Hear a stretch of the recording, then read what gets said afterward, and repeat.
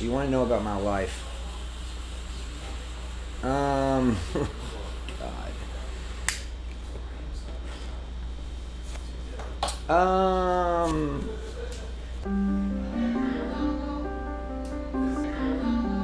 I'm Joshua.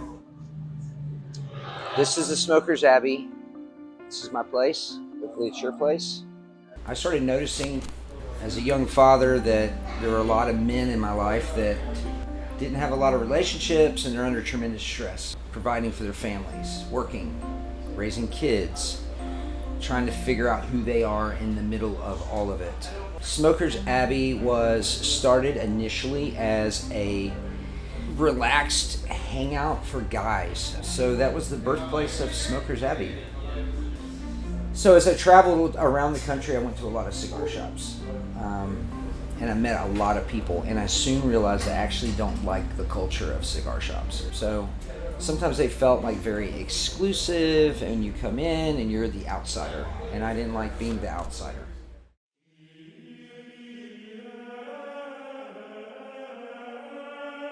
Yeah, so I collect religious iconography and religious symbolism, which is something that most people don't care about anymore. They throw it out, but I think it's beautiful.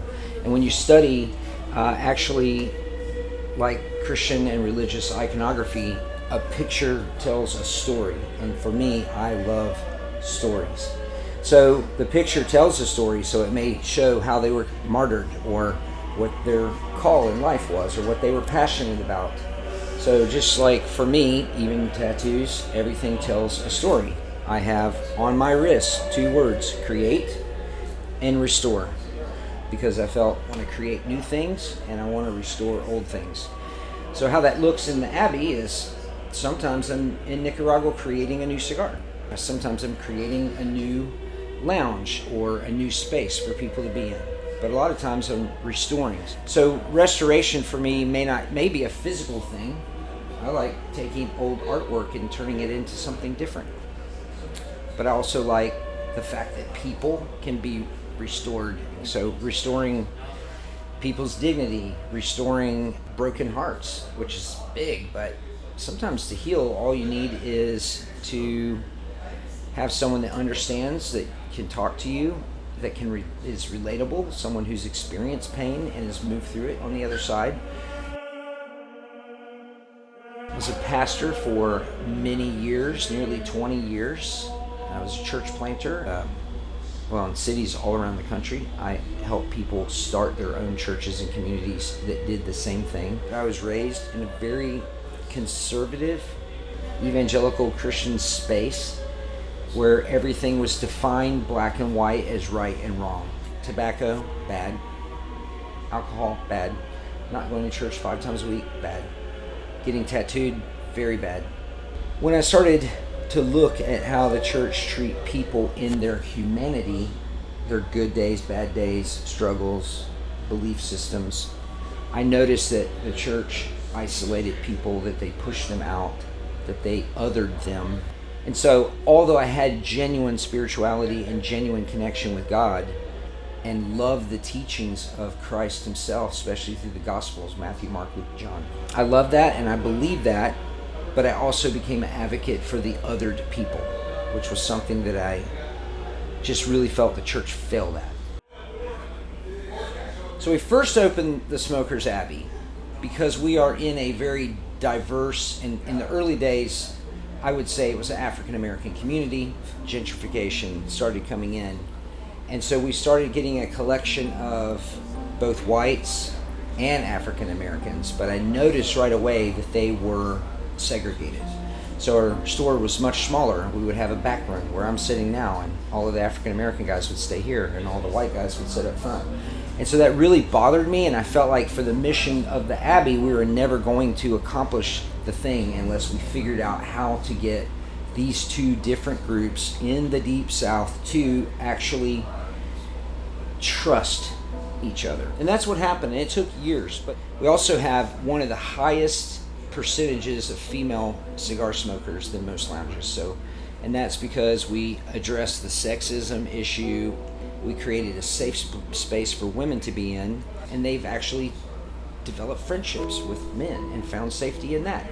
And sexual equality. So gay, straight, whatever your pronoun or your identity, you are welcome at the Abbey. But the cool thing about the Abbey now, there is no financial segregation. We have guys that make $300K a year and people that make $30,000 a year, and they're talking about life and they're smoking cigars and they're hanging out, and that's beautiful.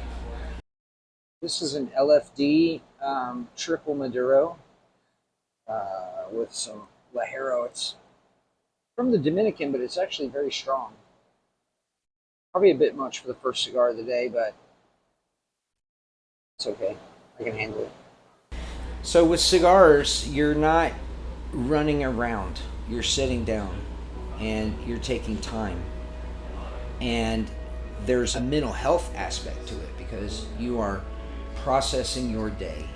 It's not like, the old cigarette smokers, you see them out in the back alley of a restaurant and they're working and they're fidgeting and their nervous system is wrecked and they're just like, and cigars are just different. It's about laying down, chilling out, enjoying the nuances, because a cigar, like the wine industry or like the whiskey industry, is filled with crazy nuance. Every cigar is different and it's handmade and it's made with expertise and passion and love, and it has to do with rain, and it has to do with sun, and it has to do with minerals in the soil, and it has to do with the care given to the leaf afterwards. So every cigar is a different experience. It is limitless what you can do with the flavor profile. So in the resting is where people have the opportunity to actually go a little bit deeper in their conversation than if they're just drinking a long neck beer at a bar and running out the door. And sometimes we just have fun and we goof off, or we watch TV or sports or make fun of each other a little bit. You know what? With friends like you, who needs more friends? First of all, you need more friends like me. Your life wouldn't be so fucked No, up. if I had more friends like you, I'd just opt to not have any friends.